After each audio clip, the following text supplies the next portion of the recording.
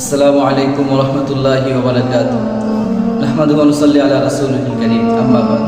প্রিয় ভাই ও বোন, রহমত ও মাগফিরাত নাজাতের বার্তা নিয়ে পবিত্র রমাদানুল মুবারক আমাদের মধ্যে এসে আবার অতিবাহিত হয়ে চলে যাচ্ছে।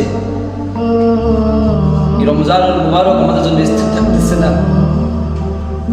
পৃথিবী কারোর জন্য স্থির থাকে না, সময়ও কারোর জন্য স্থির থাকে না। পৃথিবী তার আপন গতিতে চলে, সময়ও তার আপন গতিতে চলে।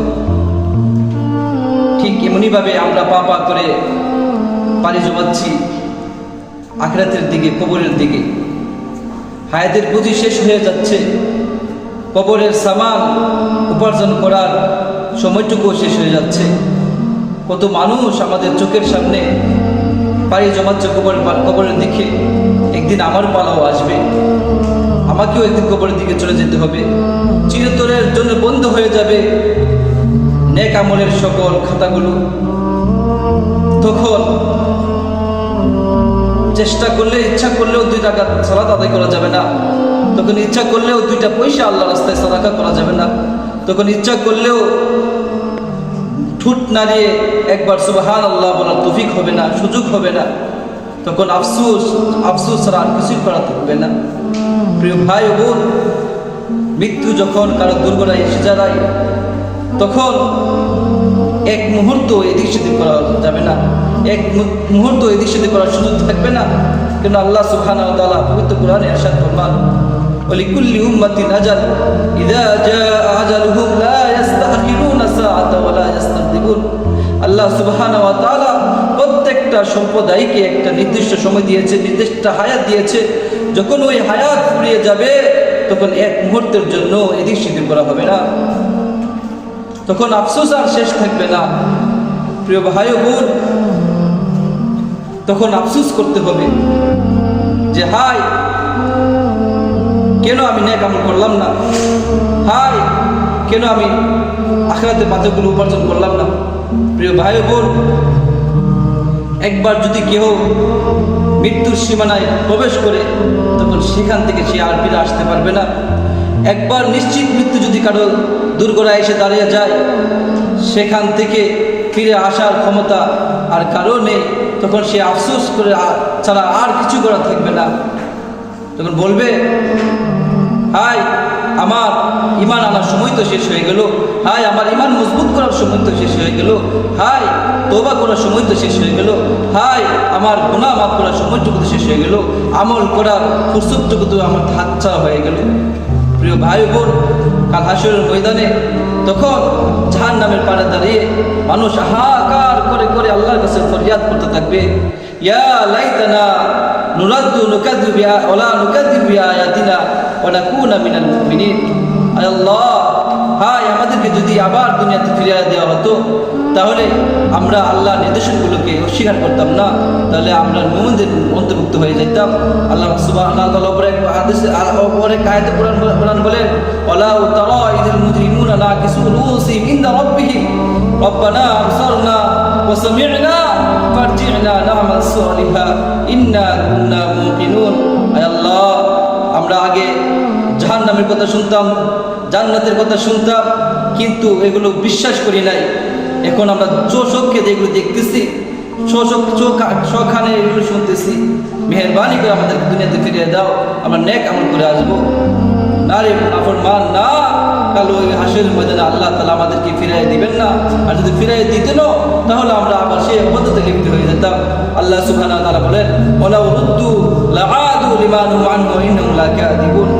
আমি তো তাদেরকে দুনিয়াতে আবারও ফিরিয়ে দিতাম, তবুও তারা সেই অবাধ্যতায় সীমা লঙ্ঘন করতো। এই জন্য আল্লাহ সুবহানাহু ওয়া তাআলা ফিরিয়ে দিবে না, সেই সুযোগ থাকবে না। প্রিয় মুহতারাম হাজির, আমার ভাই, কাল হাসরের ময়দানে অবর্ণনীয় আযাবের অতিষ্ঠ হয়ে সহ্য না করতে পারলে আল্লাহর কাছে ফরিয়াদ জানাবে, আয় আল্লাহ আমাদেরকে দুনিয়াতে আবারও ফিরাইয়া দেন। আয় আল্লাহ, আমরা নেক আমল করে আসবো। ওহুম ইয়াসতারিখুনা ফিহা রব্বানা আখরিজনা না'মাল সালিহা গায়রাল্লাযী কুন্না না'মাল। যে আল্লাহ আমাদের দুনিয়াতে প্রেরণ করে আমরা যে অবাধ্যতা, যে বদ আমল করেছি, এর পরিবর্তে নেক আমল করে আসবে। আল্লাহ তাআলা বলেন, ওলা নুআম্মিরকুম আল্লাহ তাআলা বলেন লিউআম্মিরকুম মা ইয়াতাযাক্কারু ফীহি মান তাযাক্কার, আমি কি তোমাদেরকে একটা নির্দিষ্ট বিশাল একটা হায়াত দেই নাই? যদি তোমাদের মধ্যে কে সতর্ক হতে চাইতো সে সতর্ক হতে পারতো। ফাযুকু ফামা লিয-যালিমিনা মিন নাসির, ফাযুকু ফামা লিয-যালিমিনা মিন নাসির। হে নাফরমান, হে জালেম, তুমি এতে জাহান্নামের আগুনগুলো সহ্য করতে থাকো, কোনো জাহান্নামীদের জন্য, কোনো জালেমের জন্য কোনো সাহায্যকারী নাই। প্রিয় ভাই ও বোন, এই কোরআনের এই স্পষ্ট সতর্ক বার্তা শুনেও তো আপনি সতর্ক হবেন না? জীবনের হায়াতের পুঁজিগুলো এভাবেই শেষ করে দিবেন? আর কবে সতর্ক হবেন ভাই? আর কবে সতর্ক হবেন? আল্লাহ সুবহানাহু ওয়া তাআলা এত স্পষ্ট বার্তা, জাহান্নামের এত সতর্ক কঠোর হুঁশিয়ার শুনে যে আপনি সতর্ক হবেন না? আপনি এবার খেয়াল করে দেখুন তো, গত রমজান আপনি কীভাবে কাটিয়েছেন? গত রমজানের মধ্যে এই বছরে কি আপনি হেলাই খেলাই এই রমজান কাটিয়ে দিবেন? আপনাকে কে এই নিশ্চয়তা দিয়েছে যে আপনি 1 বছর বাঁচবেন? আপনাকে কে এই নিশ্চয়তা দিয়েছে যে আপনি আগামী রমজান পাবেন? আপনাকে কে এই গ্যারান্টি দিয়েছে যে আপনি আগামী রমজানে ইবাদত করার শক্তি পাবেন? আপনাকে কে এই গ্যারান্টি দিয়েছে আপনি আগামী রমজানে সুস্থ থাকবেন? প্রিয় ভাই ও বোন,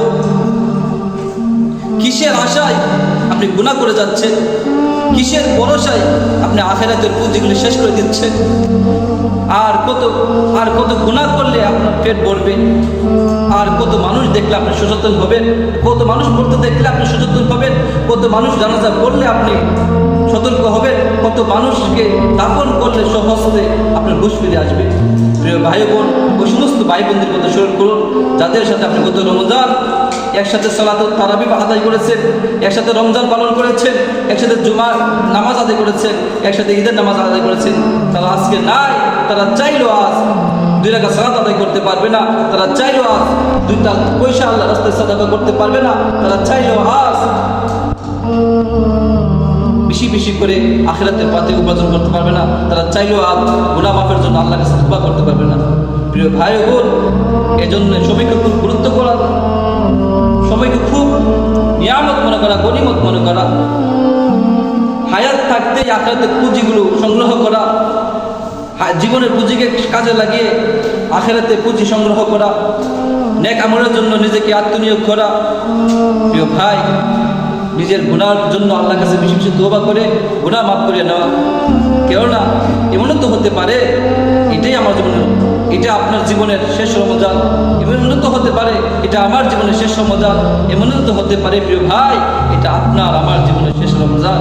আল্লাহ সুবহানাহু ওয়া তাআলা আমাদেরকে বোঝার তৌফিক দান করুক, আমাদেরকে ইবরাত হাসিল করার তৌফিক দান করুক। ওয়া আখিরু দাওয়ানা আলহামদুলিল্লাহি রাব্বিল আলামিন।